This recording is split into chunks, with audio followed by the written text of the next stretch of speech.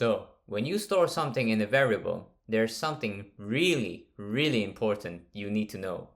This and this are not stored the same way. Today's topic, although extremely beginner level, is something that you have to know if you are going to continue this torturous activity called programming. If you don't know how values and references are stored in variables, you will be getting weird stares from people if they ever found you out. This I promise. So, this is a value and this is a reference. But what does that mean?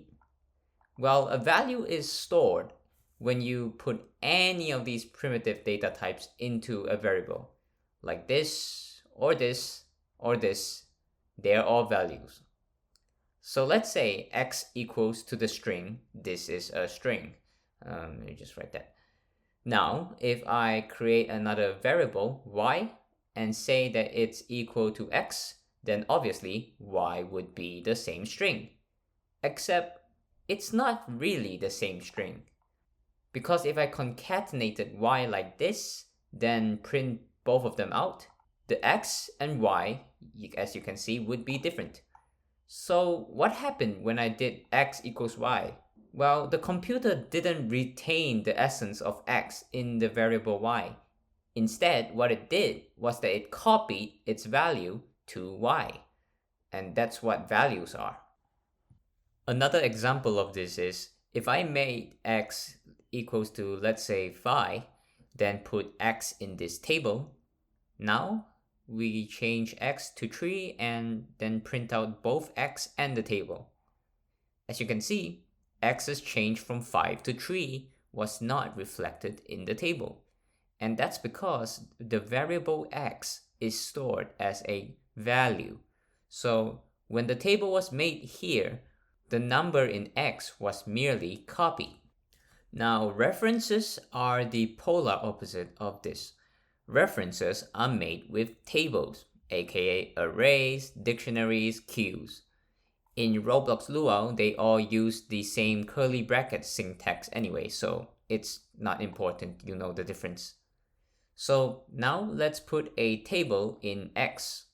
Then let's say that y equals to x. Now if we, add something to y, then print out y, you can see that we have indeed added something to the y table. But wait, if we also print out x, you can see that that item was also added to x. How is this? Well, it's because x and y are merely references to the same table in the computer, or in the memory if you're being a little more advanced. Since x and y are basically pointing to the same thing, changing the table through either of the variables will ultimately change the same table.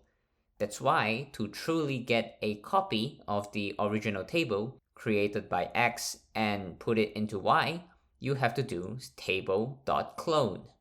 And this will actually make a copy of the original table. So now, if we do the same test again, you can see that the changes made to either won't affect the other.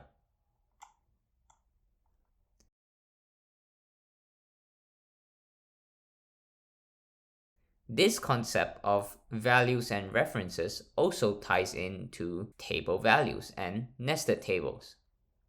Now, I'm assuming you know that you can put tables inside of tables, like this.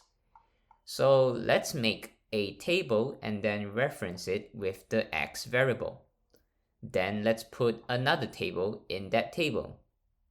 Now, to make it less confusing, let's use a dictionary and assign this nested table into the key nested table. So this is in some sense just a variable, but within a table. Now, if we do the table.clone x into y thing, we should be able to make a copy of this object, and x and y should be different, right? Wrong. Because you see, even though there's two different variable names referencing two different tables, that nested table from when we first created it with variable x is still referenced by the same pointer in memory. What that means is, well, okay, it's better to show you. When I add the string hello into the nested table in X and print it out, it gives us exactly what we expect. Because we added that string, it's now in that nested table. But what happens when I print y? Wait, what? But I made a copy, didn't I?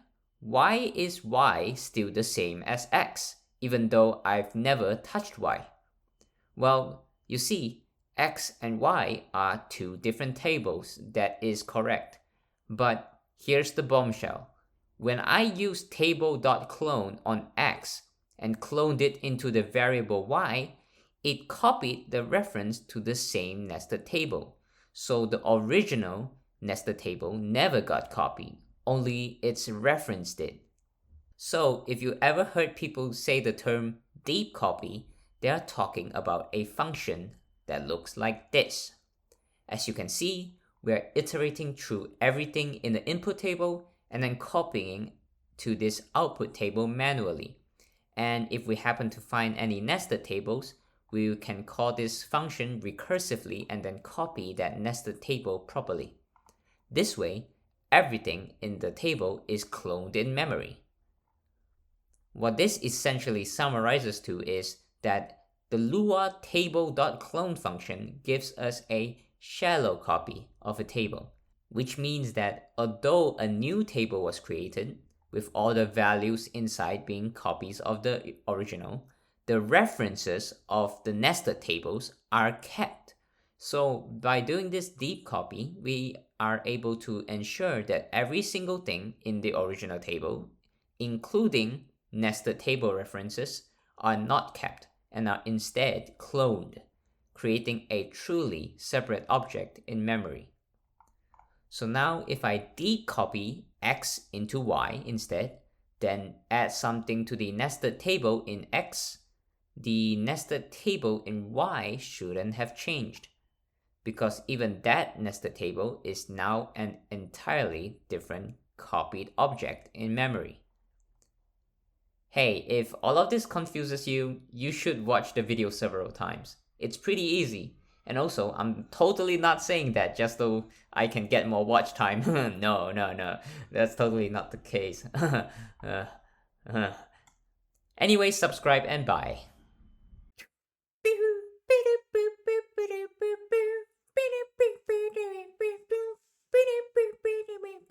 Yeah, dance. Man, this is so fucking cringe. Why am I doing this for an outro, bro?